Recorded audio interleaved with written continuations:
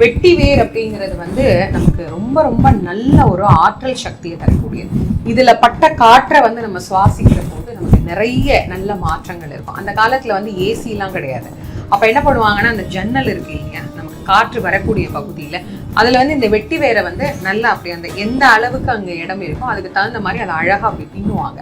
பின்னி அதுல தண்ணி தெளிச்சு வச்சிருவாங்க. அப்ப இந்த வெயில் காலத்துல பாத்தீங்கன்னா அந்த இடமே அப்படியே குழு குழு குழு குழுன்னு இருக்கும். இந்த வெட்டி வேர் வந்து நம்ம தண்ணியில போட்டு காய்ச்சியும் குடிக்கலாம். அது உடம்புக்கும் ரொம்ப நல்லது. அது எந்த இடத்துல இருக்கோ அந்த இடத்துல ஒரு நல்ல அதிர்வலைகள் அப்படிங்கிறது இருக்கும். அது இந்த வேல்மயில் எனக்கு அதை பார்த்த உடனே அவ்வளவு சந்தோஷமா இருந்தது. அதனால இது அவருக்கே உரியதுன்னு அங்கேயே வச்சாச்சு. முன்னாடி வீட்டுக்கு உள்ள நம்ம வரும்போது விநாயக பெருமானுடைய பார்வை இருக்கு அப்படின்னா அந்த வீட்டுல எந்த விதமான பிரச்சனைகளும் இல்லாது அந்த வீட்டுல இருக்கிறவங்க மகிழ்ச்சியா இருப்பாங்க. அதனால வீட்டுக்குள்ள நாம் நுழையும் போது விநாயகரை வர்றவங்க பார்க்கணும். அந்த மாதிரி ஒரு விநாயகருடைய படம் வைக்கணும் அப்படின்னு நமக்கு சொல்லியிருக்கு. அதனால அதை ஒரு விளக்காகவே வச்சிடலாம் அப்படிங்கிறதுக்காக தான் அந்த விளக்கு.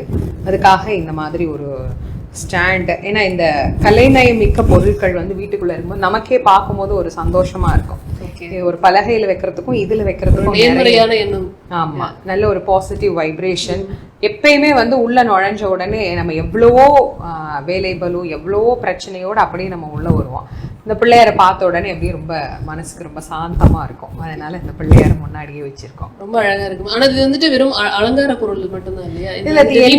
தீபம் ஏற்றலாம். ஆனா நாங்க வந்து இது நிறை விளக்குன்னு நம்ம சொல்லுவோம். அதனால நிறை விளக்காகவே வந்து வச்சு வழிபாடு பண்றது. சின்ன வயசுல எங்க வீட்டுல வந்து இருக்கிற ஒரு பெரிய படம் இந்த பிள்ளையார் தான். இவர் வந்து திருப்பதியில இருந்து வாங்கிட்டு வந்தோம். ஆறுபடை வீடு யாத்திரையெல்லாம் போயிட்டு அப்படியே காலகத்தி திருப்பதி எல்லாம் போயிட்டு நாங்க வரும்போது இந்த பிள்ளையார் வந்து எங்க அப்பா வாங்கினாரு. எங்க வீட்டுல வந்து ரொம்ப பிரம்மாண்டமா ரொம்ப சாதாரணமான ஒரு வீடு தான். அதுல இவர் தான் பெருசா இருப்பாரு. ரொம்ப விருப்பமான பிள்ளையார். அதுபோல எங்களுடைய திருமண நாள் 10வது ஆண்டு திருமண நாள் வரும்போது ஞாபகமா ஏதாவது ஒண்ணு நமக்கு வச்சுக்கிட்டா நல்லா இருக்கும் அப்படின்னு என்னோட அம்மா வந்து இது மாதிரி ஒரு விளக்கு ஒண்ணு வைக்கலாம் அப்படின்னாங்க. அதனால அப்போ வாங்கினதான் இந்த விளக்கு. இதுல நிறைய வகை இருக்கு. கிளி இருக்கும், அன்னம் இருக்கும். இது நாங்க விநாயகரை செய்ய சொல்லியே வாங்கினோம். யார் வந்தாலும் நாங்க அவங்களை அழைச்சிட்டு வந்து இங்கதான் உட்கார வைக்கிறது. அப்போ அவர்களை பார்த்த மாதிரி இந்த முருகன் இருக்கணும் அப்படின்னு. திருச்செந்தூர் முருகன் அப்படின்னாலே எல்லாருக்குமே பிடிக்கும். எனக்கு ரொம்ப ரொம்ப பிடிக்கும். எல்லா கடவுளையுமே எனக்கு ரொம்ப பிடிக்கும். பிள்ளையாரையும் பிடிக்குங்கிறீங்க, முருகனையும் பிடிக்குங்கிறீங்க அப்படின்னா எல்லா கடவுளையுமே எனக்கு ரொம்ப ஈடுபாடான ஒரு நிலை. ஒவ்வொரு காலகட்டத்திலையும் நம்ம அந்தந்த கடவுளை நினைக்கும் போது அந்தந்த கடவுளுடைய அந்த உருவம் அதை பார்க்கும் போது நமக்கு ஏற்படக்கூடிய ஒரு நல்ல ஒரு ஆற்றல் அது வந்து கண்டிப்பா நமக்கு உண்டு.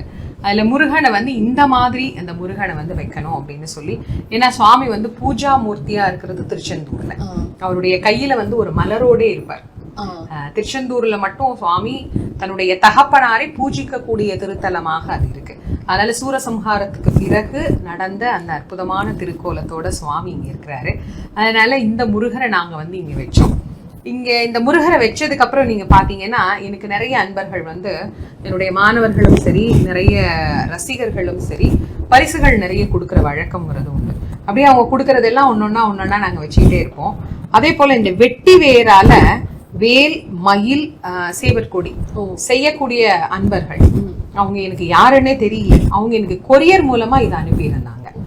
அது இந்த படம் வச்சதுக்கு பிறகு அது எனக்கு வந்தது. அதுக்கு முன்னாடி வந்திருந்தா கூட நான் அதை அவ்வளவு ஆச்சரியமா யோசிச்சிருக்க மாட்டேன்.